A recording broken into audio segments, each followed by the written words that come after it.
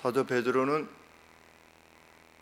나의 떠남이 앞서 떠난 후에 15절에 떠난 후에라도 근데 엑소도스라고 하는 단어를 사용합니다. 우리 엑소도스가 출애굽기가 엑소도스인데 그러니까 이건 뭐 죽는다라고 하는 개념이 아니라 애굽 땅, 달리 말하면 이 세상, 죄 많은 세상, 죄의 노예됨으로부터 가나안으로 이렇게 가는 엑소도스인 겁니다. 탈출이라고 하는 것도 조금, 탈출은 뭐 이렇게 막 급하게 도망가는 그런 목적지가 없이 그냥 나가는 것인데, 엑소도스는 가나안 땅이라고 하는 어떤 사모하는 곳으로 향해서 이렇게 출발하는 것이지요. 그것처럼 사도 베드로께서는 자신의 순교, 죽음, 이것을 엑소도스로 언급하고 있습니다. 나는 이제 떠난다, 내 본향으로 간다. 이렇게 자신의 죽음이 임박해 있다라고 하는 사실을 밝힙니다. 밝히는 이유가 무엇이냐? 내가 떠난 후에라도 이것을 꼭 기억할 수 있게 되기를 원하기에 라고 이제 말을 이어가고 있는 것입니다. 그런데 자신이 지금 밝히고자 하는 내용이 새로운 것이 아니라 이미 당신들 안에 있는 것입니다. 12절에 너희가 이것을 알고 이미 있는 진리에 서 있지만 그럼에도 내가 항상 너희로 이것을 회상하게 하기를 원한다. 생각하게 하려 하노라 그랬는데, 회상하는 것입니다.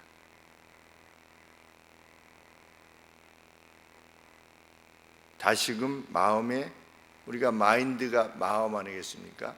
그래서 리마인드 한다, 다시 마인드 한다, 다시 생각하게 하려 하노라. 그러면 다시 생각하게 하려는 내용이 뭐냐? 이미 알고 있지만 그것은 기독교의 역사성.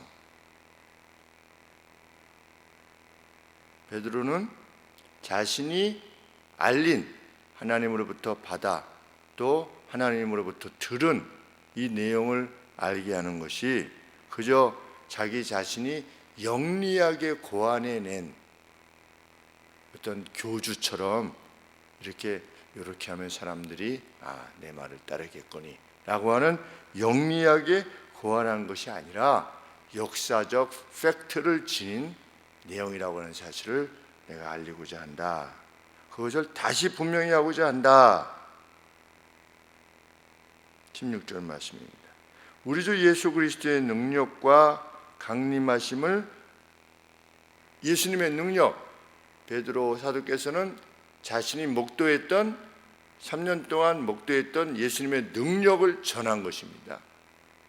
전하고 또 그분의 도래하심을 너희에게 알게 한 것이, 알린 것이 영리하게 만든 이야기를 쫓은 것이 아니요 우리는 그의 크신 위엄을 친히 목도한 자다. 나는 이렇게 말하지 않고 우리는 이렇게 말합니다. 야고보, 베드로, 요한 이렇게 변호산에 올라가서 세 명이 목도했지요. 우리가 본 것은 친히 본 것이다. 이 기독교는 역사성을 지닌 것이다.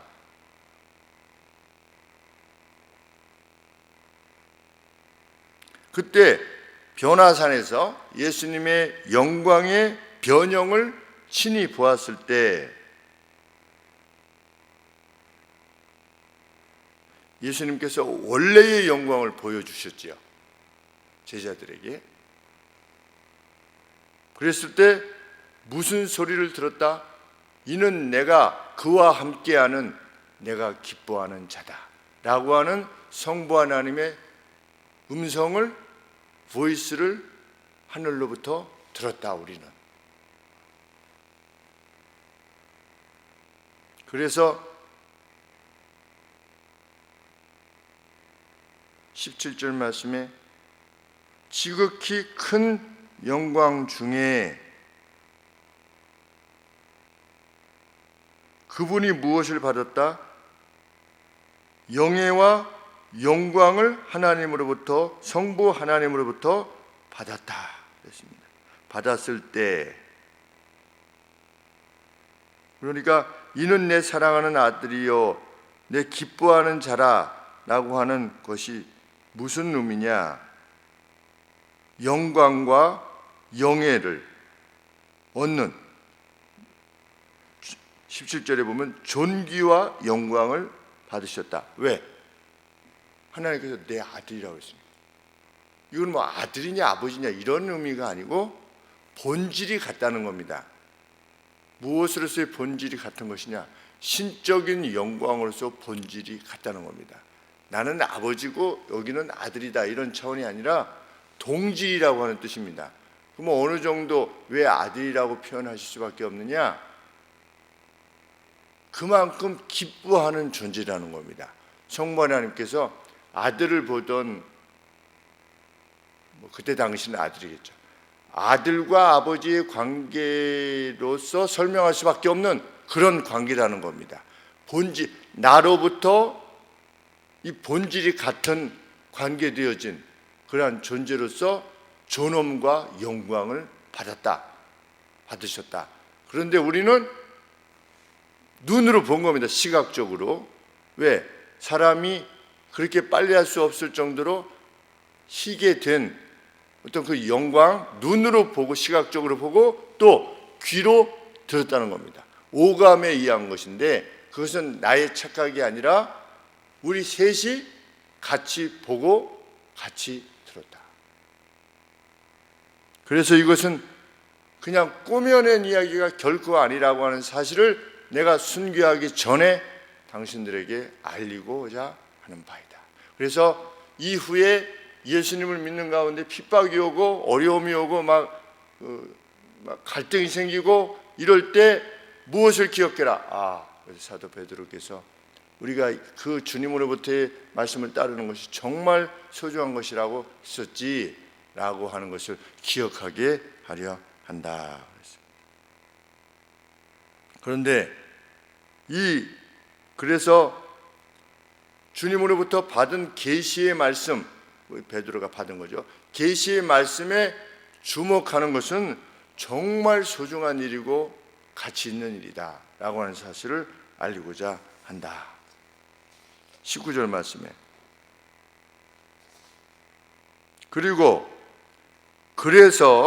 그래서 우리는 선지적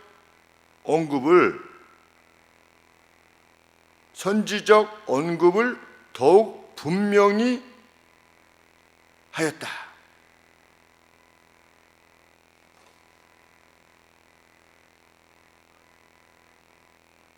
우리에게 더 확실한 예언이 있다. 더 확실한 예언이 있다라고 해석되어지기보다 직역하면 이렇습니다. 19절 그래서 우리는 선지적 언급을 좀 더 분명히 했다.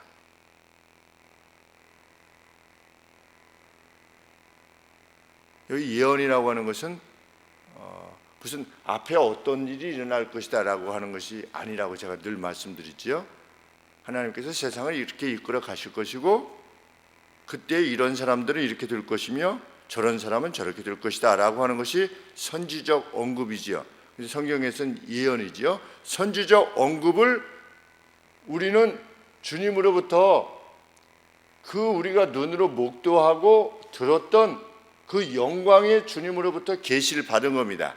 그 계시의 내용이 뭐냐면 선지적 언급입니다. 나중에 내가 너희에게 다시 오마.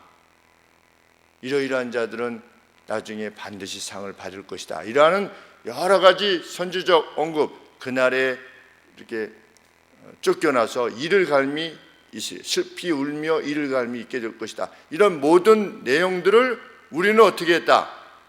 더욱 분명하게 했다는 겁니다. 누구한테? 성도들에게. 그래서 우리는 더욱 분명했다. 왜? 이거는 사람이 누가 꾸며낸 이야기가 아니기 때문에 주님으로부터 받은 계시의 말씀, 그 예언, 여기서 예언이 되는데 이것을 더욱더 분명히 하게 되었다는 겁니다. 그리고 이제 그 말씀의 근거에서 나는 떠난다. 그런데 이것을 꼭 기억하십시오. 그러면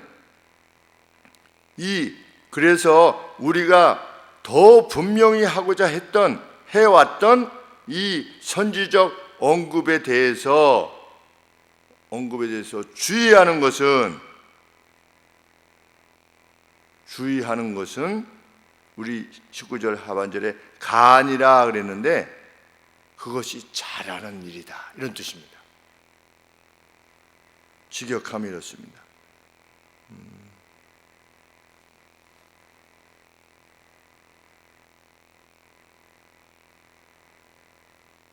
당신들이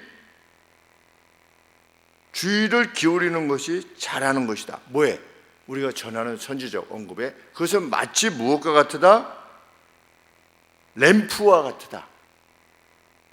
샤이닝.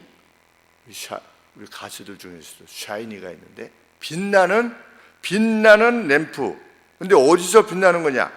어둠 가운데 빛나는 램프에 주목하는 것만큼이나 잘하는 것이다. 우리가 어두울 때 뭐가 필요합니까? 램프가 필요하잖아요. 빛나는 램프가. 그래서 어둠에 빛이 있으면 그게 그렇게 반갑고, 저리 가야 되는구나, 저리로 가야 되는구나, 이것을 인식하지 않습니까? 그것처럼 선지적 언급이라고 하는 것은 마치 우리에게 내비게이션이나 같다. 이거 어디로 가야 될지 모르는데 캄캄한데 일로 가시오 그러면 그냥 따라가면 되는 것처럼 주님으로부터 받은, 그래서 이렇게 전달하는 계시의 말씀에 주의하는 것은 정말 잘하는 것이다. 어둠 가운데 비치는 램프에 주의를 기울이는 것과 같다. 또 뭐가 같다? 아침 여명이 날이 새어 샛별이 누구냐면 예수님입니다. 샛별이 너의 마음에 일어날 때까지 주의를 기울이는 겁니다. 여명이 돋고 샛별이 너의 마음에 일어날 때까지 뭐 하는 겁니까? 주의하는 겁니다. 뭐에? 주님의 말씀에. 그래서 주님의 말씀에 선지적 언급에 계속 주의를 기울이고 있노라면 그것이 마치 무엇과 같이 될 것이다. 이 아침 여명과 같이 밝아지는 거죠. 인생 자체가. 그리고 주님께서 마음에 들어오시는 거죠. 누가? 샛별 같은 주님이 마음에 들어오게 되는 그때까지 주의를 계속 말씀에 주의를 기울이는 겁니다. 우리가 받은 계시의 말씀에. 이것이 마치 어둠에 비치는 램프와 같다. 그런데 어느 정도 이 계시의 말씀이 중요한 것이냐? 20절 말씀에 성경의 모든 선지적 언급은 개인적으로 풀 수 있는, 해석할 수 있는 것이 아닐 만큼. 왜? 예언은, 선지적 언급은 사람의 뜻으로 만들어진 것이 아니어서 오직 성령의 감동하심을 입은 사람들이 하나님께 받아 말한 것이기에 읽는다고 다 되는 것이 아니라 성령께서 조명해 밝혀주셔야만 될 만큼 이것이 신적인 말씀이라는 겁니다. 그만큼 신적인 말씀이라는 것입니다. 그래서 우리 베드로 전서에 보면 선지자들이 선지적 언급을 행할 때에 자기들이 선지적 언급을 행하고 있음에도 불구하고 그것이 언제 어떻게 이루어질지 몰랐다는 겁니다. 그렇지요? 선지자들이 이렇게 언급해라 그래서 언급을 했어요. 그런 일이 일어날 거다. 가령 예를 들어서 다윗의 자손 가운데 올 거다. 그럼 언제 오느냐? 선지자도 몰랐어요.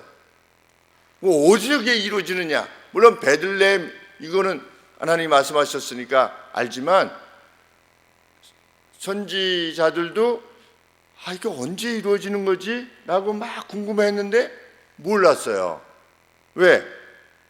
그것은 사람의 뜻으로 낸 것이 아니니까, 하나님으로부터 받아 말씀한 거니까. 그만큼 우리에게 주어진 말씀이 신적인 말씀이라는 겁니다.